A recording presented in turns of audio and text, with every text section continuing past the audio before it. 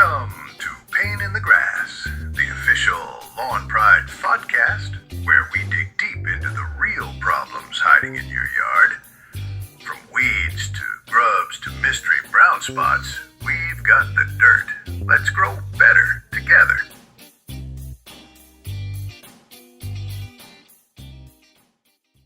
Welcome to the Deep Dive.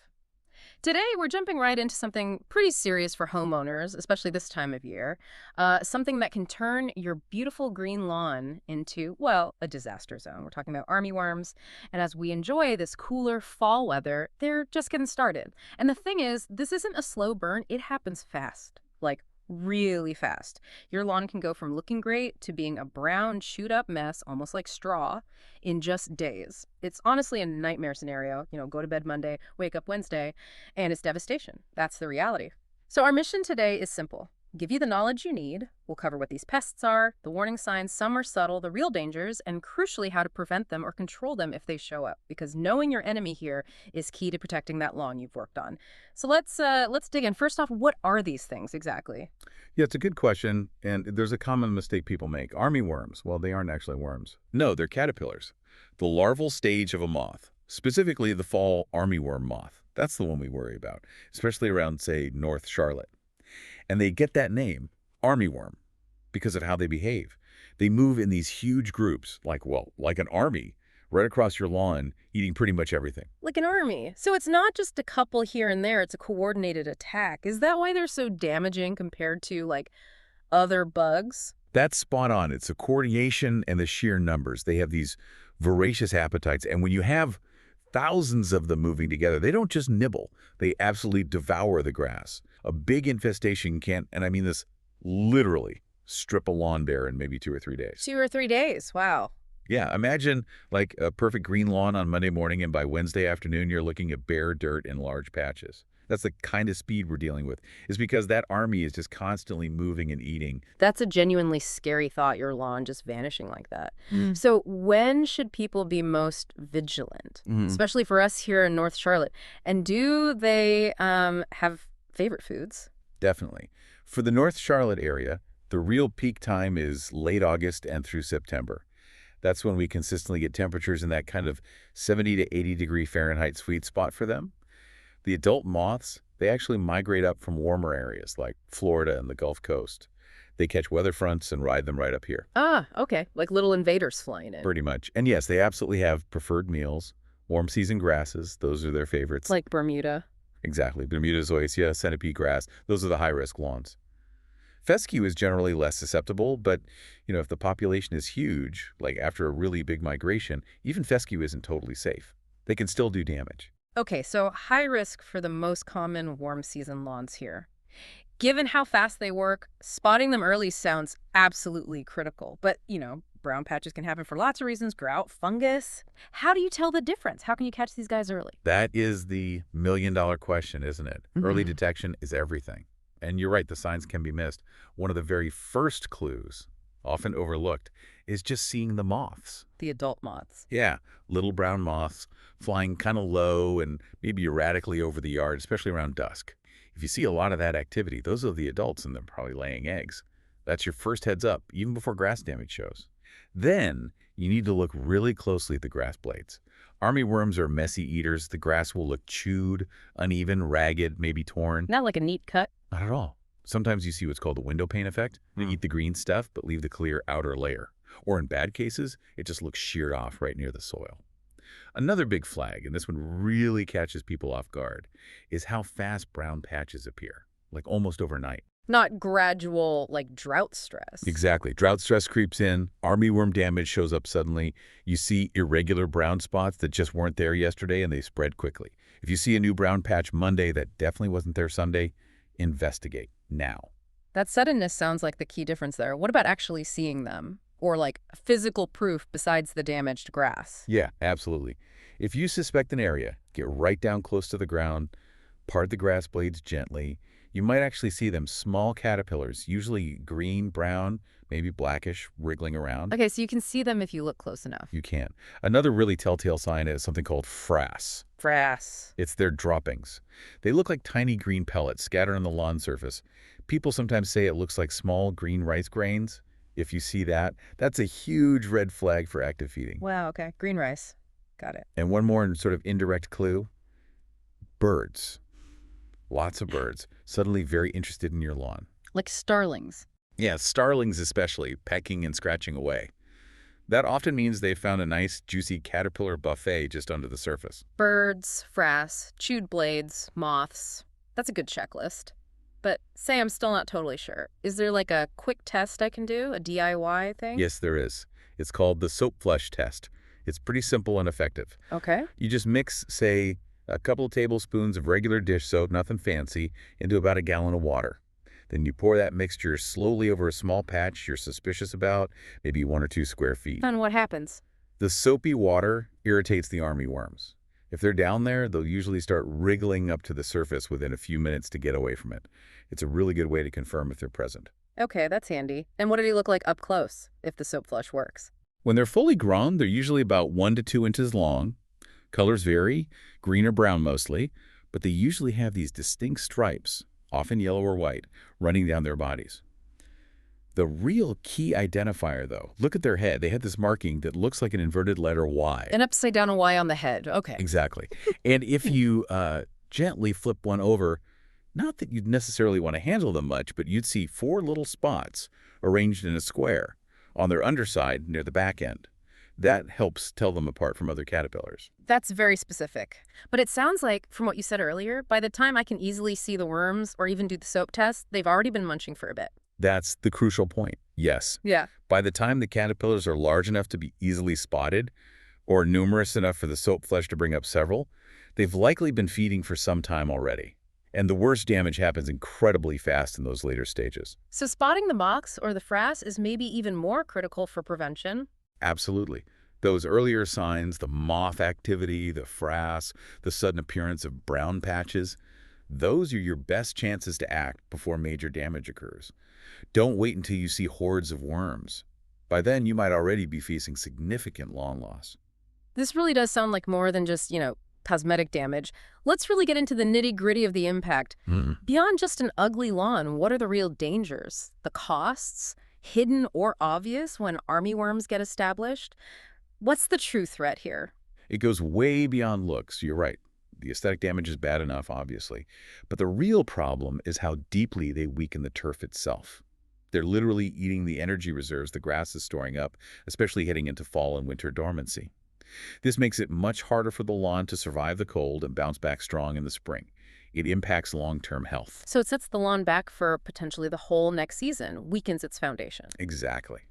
And it creates openings for other problems. Those bare patches they leave behind, they're perfect real estate for weeds. Ah, right. So you solve one problem and get another. Pretty much. It can become a cycle. Plus, armyworms aren't usually a one-time event in a season. They can go through multiple generations, especially in warmer climates like ours. Yeah. If you don't treat effectively, they can just keep coming back. Multiple generations. Yeah. Wow. And you mentioned they really like those warm season grasses. How does the timing hitting in late summer, early fall make it even worse for lawns like Bermuda or Zoysia? That timing is just brutal for those grasses. It's precisely when they're trying to store carbohydrates in their roots to survive the winter and green up next spring. So the armyworms are stealing their winter food supply, essentially. Exactly. Imagine trying to pack your pantry for winter while someone's constantly raiding it.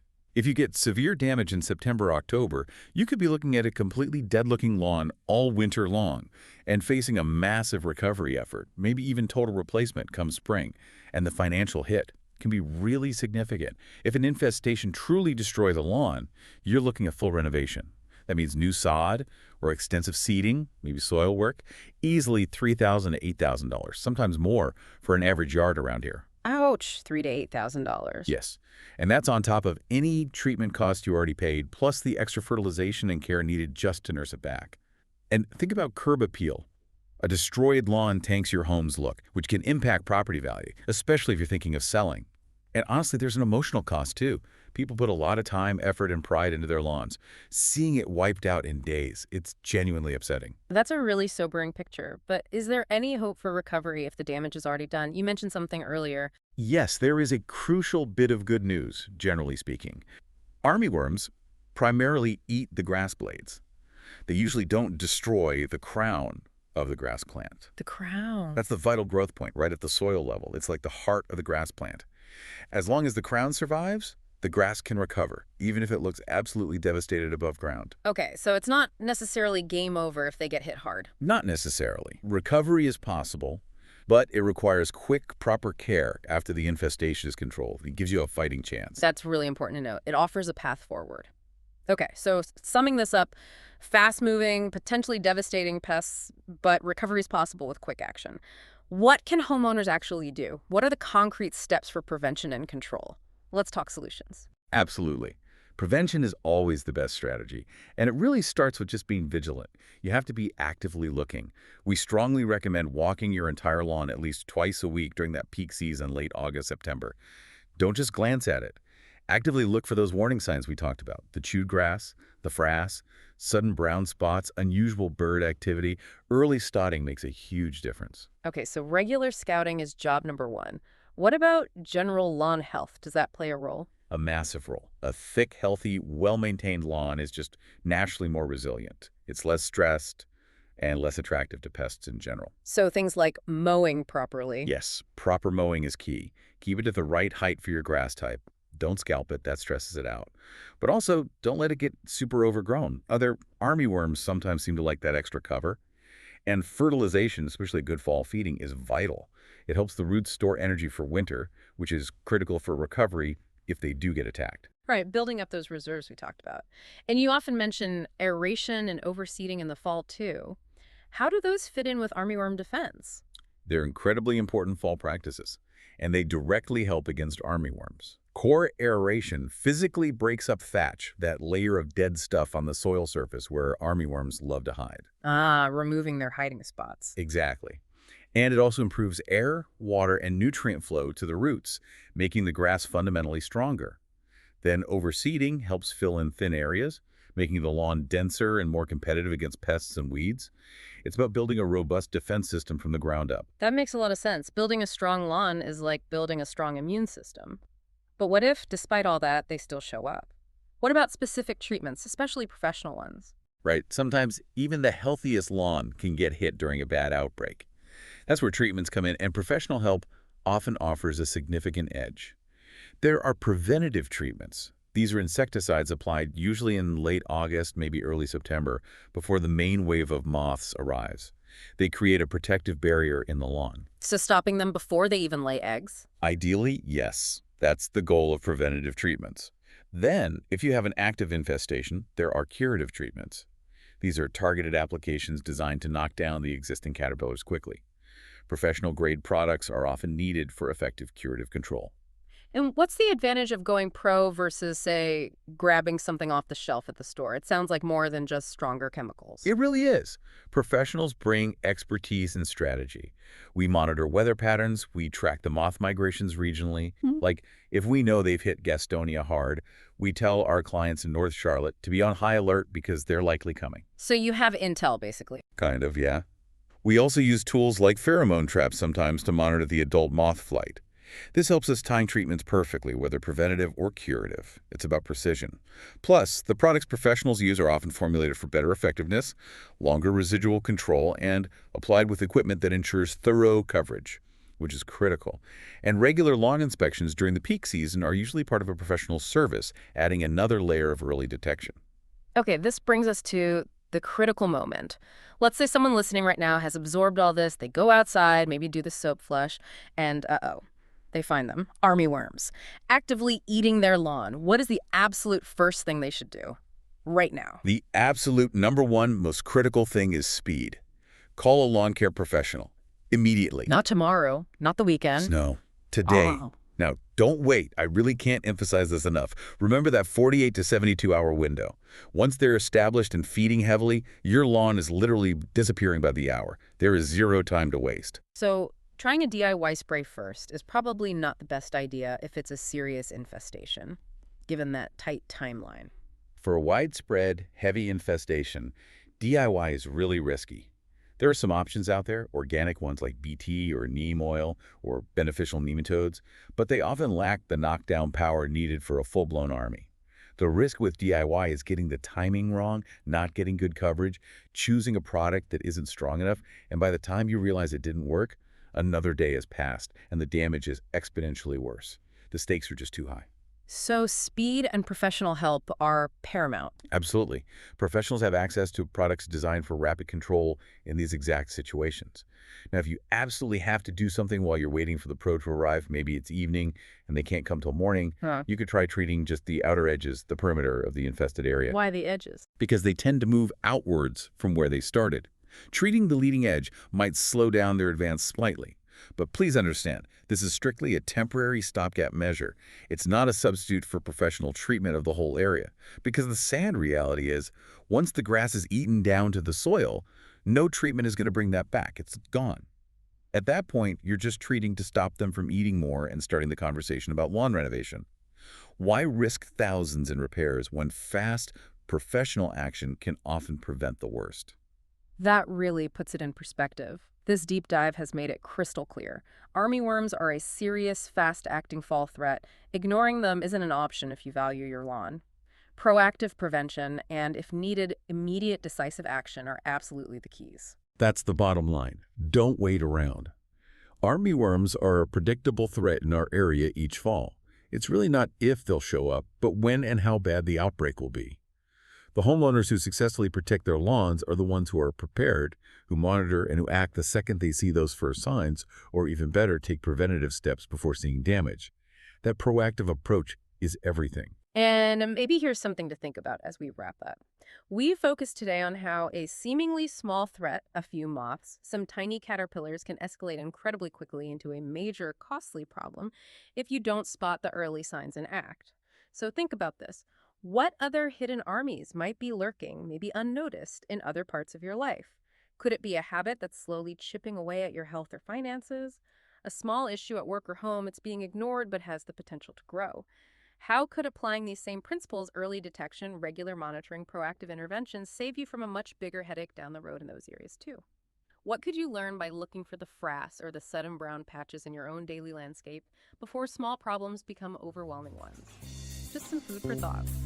Thank you for listening to the Pain in the Grass podcast, sponsored by Lawn Pride of North Charlotte, Huntersville, your go-to name in turf care for homeowners and businesses seeking beauty, quality, and reliability, powered by family and fueled by passion. Until next time, make sure to take care of that pain in the grass.